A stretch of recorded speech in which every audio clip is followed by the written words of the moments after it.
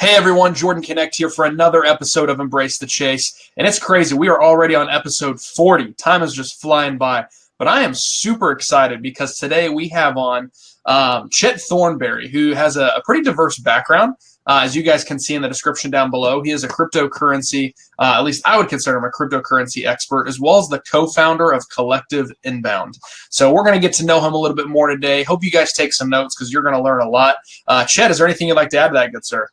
That's about it. I mean, he summed it up. I definitely wouldn't go as far as saying expert, but I've dived down the rabbit hole a few days more than the average person.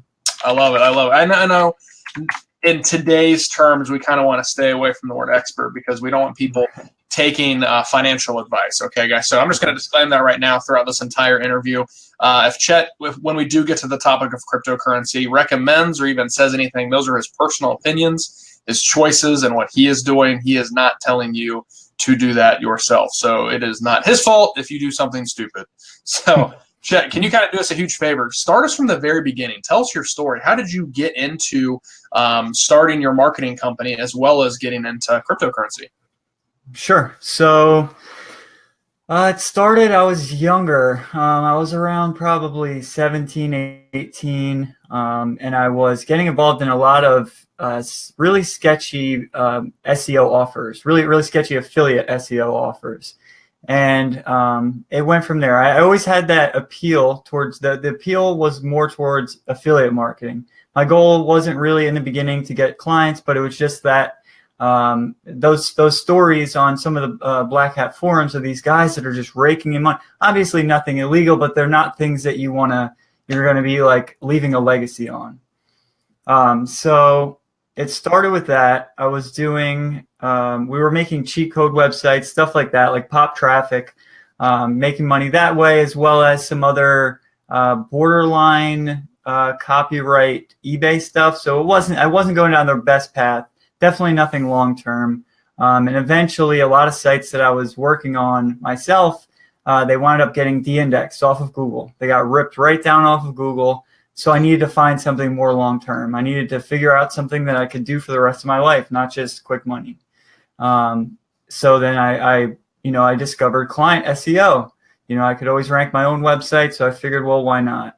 Got into client SEO, was doing it on my own for a while, and it went well. But again, I was kind of pigeonholed, right? I could only offer SEO, maybe web development, and especially now when social media is such a huge thing, I was still not privy to it. And this was like maybe 2-3 years ago. And I had to evolve. I had to get with it. I had to just get into social media, get into Facebook advertising. So I started again with affiliate, with Facebook ads. I was testing things out. And then, I got my first client. I was offering more of an omni-channel approach. And then I finally, long story short, met with my business partner, who's Kenny Massa. We co-founded Collective Inbound, where he was in a similar position. He was offering social media, Facebook ads, and pretty much that's it. And I was still in my boutique kind of specialized agency. I offered Facebook, but I preferred SEO, and all that was my core competency. We merged and we formed Collective Inbound. That was about not that long, about 6 months. I was the Florida SEO, was my first business. And then we merged now. It's maybe a little over 6 months, but right around there. Good stuff. So specifically SEO, correct? Correct. Yeah. Before I merged and we started Collective Inbound, it was just SEO. So then what are you all doing now? Omni-channel, everything. We're offering Facebook advertising, website development, Google AdWords, SEO, full stack, really. Programmatic advertising, anything. Is this anywhere in the country, or are you specifically staying to local clients? We've lately been sticking a lot to local. I personally still have clients from when I was the Florida SEO. So I do have clients that are ranging. I'm from New Jersey originally, so I do have clients from up north. So I guess you could still kind of consider that local, as it was local at the time, and I kind of just moved down here. So local clients, but they are regional clients. They aren't just one location, but yeah, mainly local. Awesome. Perfect. For those of you that are watching live or watching the replay, if you have any questions in regards to that, I went ahead and linked their website down below. Please make sure to go check it out or just reach out to Chet. Have his personal page there as well. Send him a message and they'll be glad to help you out. But kind of talk to me, Chet, the evolution of the business that you've co-founded and how you're starting to move more towards, and I know you're just dabbling in it, but kind of cryptocurrency. Yeah, so it's huge, right? The market is insane. My mother is messaging me about Bitcoin. So you got the HODL BTC thing behind right, you. Dude, got the HODL BTC. I first invested in Bitcoin and the price was very cheap. I first started, it was like $900. Everybody was like, this is a scam. My wife was like, why do you keep putting money into this? Buying Litecoin, Ethereum, all these things that she had no idea about. And then I got that confirmation bias. As soon as Bitcoin went up to, $1,500, $2,000, my investment doubled and I was hooked. Just like anybody, everybody that's getting invested in crypto right now, they get that confirmation bias. Anybody who invested in crypto 2 weeks ago or maybe a little less, but still in the short term made money, everyone. So everybody gets that confirmation bias, and that's what I got. I was like, geez, where has this been all my life?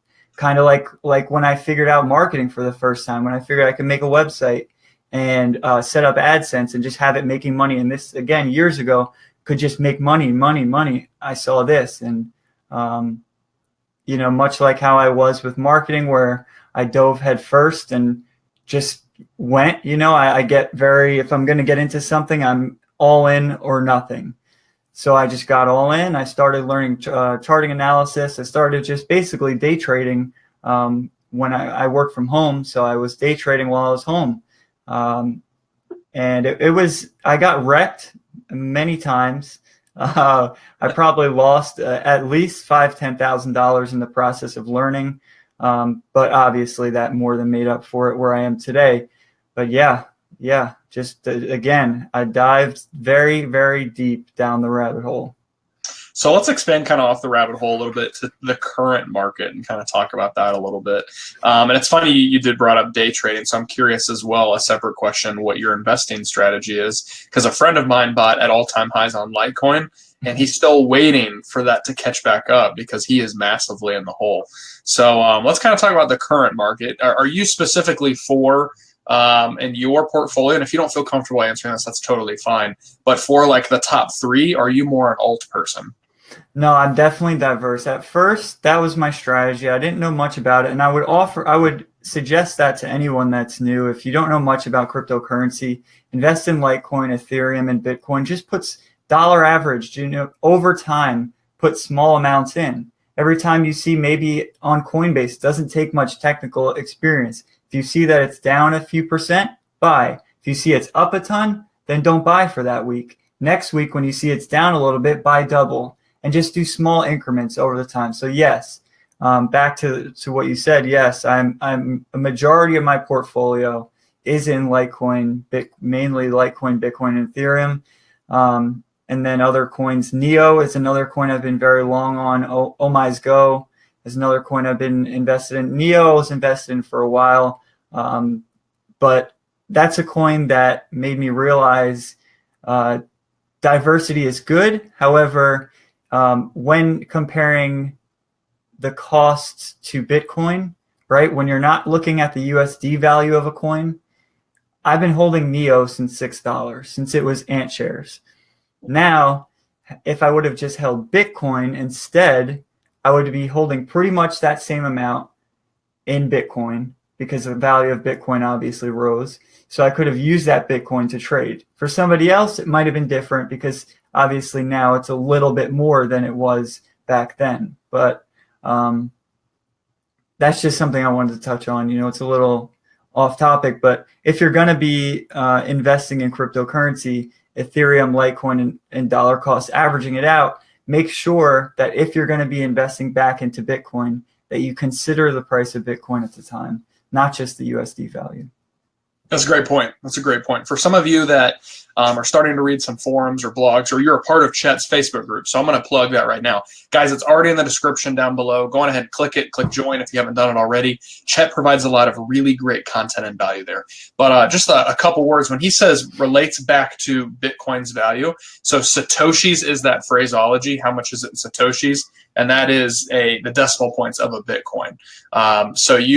That Bitcoin's kind of the standard for all cryptos. So I'm going to kind of switch this conversation a little bit, Chet, and ask you kind of about non-mineable coins and mineable coins. And kind of the whole point I want to bring this up is right now I feel like we're in the Wild West. It's kind of like the dot-com rush all over again, except I was a little kid when that happened. And there are so many people that are just buying things on hype that don't even have actual products out yet, Right.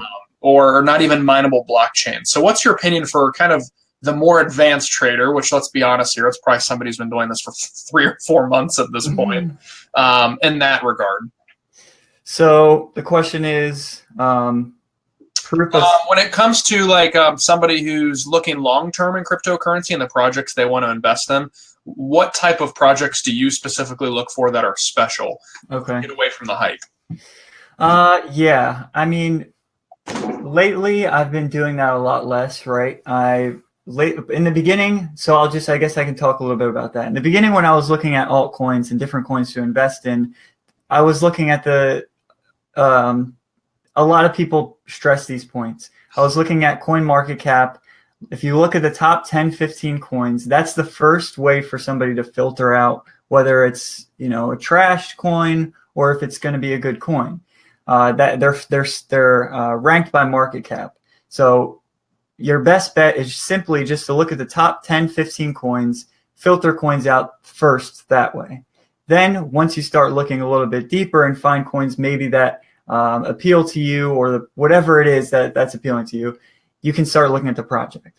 Because first and foremost, it has to have that. You have to have the market cap there, especially if you're going to be investing on a whim on a coin, because out of nowhere, a coin could get pumped and dumped. If it's got a small market cap, it can easily get pumped and dumped.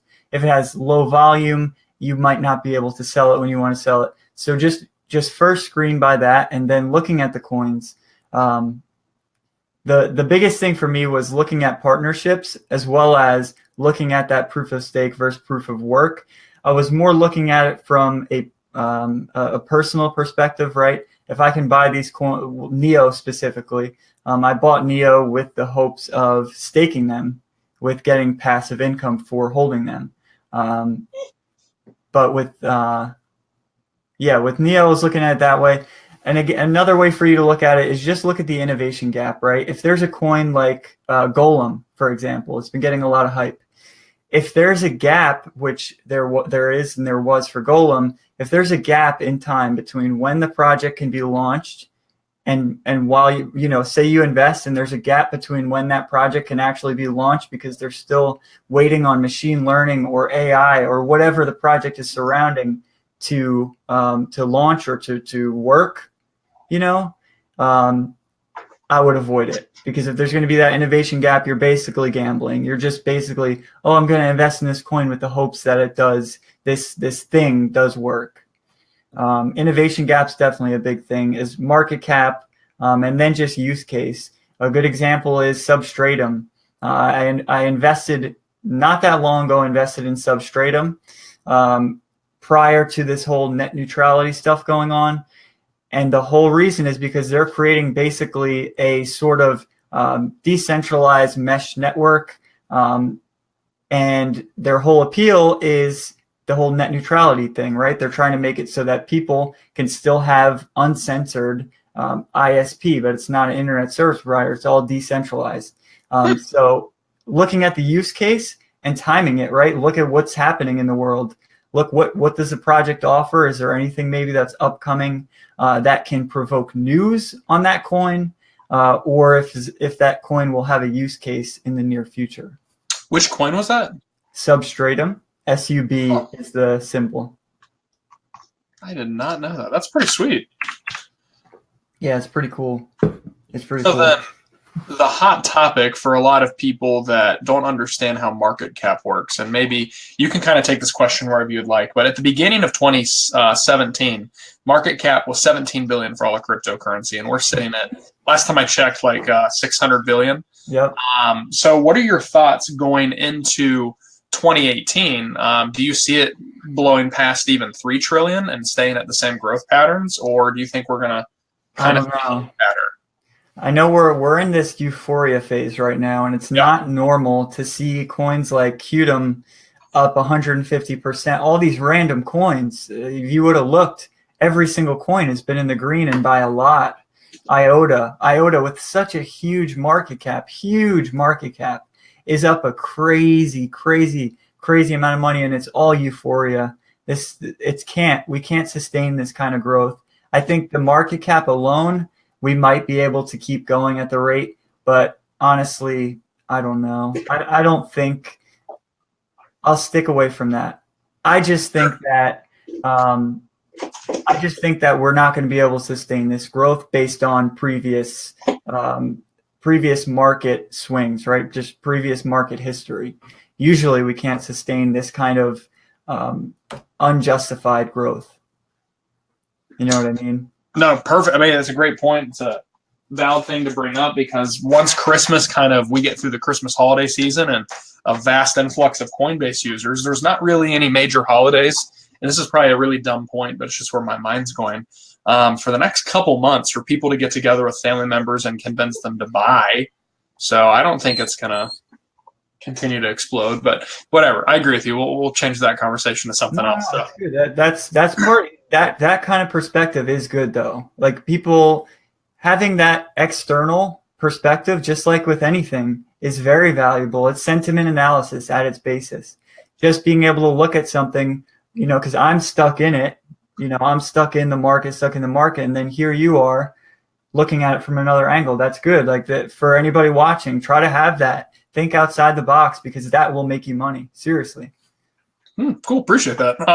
And guys, for those of you that want to get deeper into the weeds, for the sake of Chet's time and just today, we're not going to go too much further into this, but deeper in the weeds, it's the Facebook group down below. Trust me, I'm in a lot of cryptocurrency Facebook groups, and this one has provided the most value for me so far because in a space of a lot of fake experts right now, you got to be very careful who you're listening to. But we'll kind of shift this conversation, Chet, to current projects that you're doing. Going into 2018, what are your goals for 2018 with your personal company? And I guess if you want to talk about cryptocurrency, you can, or if there's anything people can be a part of now. So with Collective Inbound, where our focus is trying to automate now as much as possible. We have the same clients, but we're taking on more with them. They previously used a different company for different services. Radio ads, all that kind of stuff. And a few of them are just scaling down on the traditional side of marketing, and they're trying to increase on digital. So our focus really now is just being able to execute in a way that isn't going to take up all of our time. So honestly, it's just scaling. We've had success with hiring people in the past. We've had people that didn't work out. So honestly, that's our main focus, is really just trying to automate that as much as possible, especially with where the market in crypto is heading. We want to be able to kind of diversify our time, with marketing, as well as possibly turn this investment into something much bigger. Awesome. I love it. So then I'm going to ask you the last question I ask everybody that's usually on the podcast. And that is there anything right now that's on your heart or on your mind that you want people to know about? This could either be about you or a specific cause, but just a platform for you to kind of get that out. Something that I want them to know about. I mean, honestly, it's obviously something we've been talking about and it's on my mind, but if you're invested in cryptocurrency, just please make sure you guys do your own research. Don't take my opinion. Don't take anyone's opinion without going and looking stuff up yourself. Don't just think, right? Think about what's happening. Think about why somebody's telling you something. That's really as much as I can get, because there's been a lot that's going on behind the scenes lately, especially with a lot of marketers trying to make money off of this. So just be careful with who you listen to. That's all I want to say. I love it. Appreciate it. Chet, thanks so much for being on the show. I'd love to have you on again in 6, 8, or 9 months to see the progress of both of your companies and your ventures. But really appreciate you. For those of you that have watched the replay or watching live right now, again, please go down below, like his business page, go check out their business website, as well as join the Facebook group. Chet, really appreciate you being on, good sir, and you all have a great night.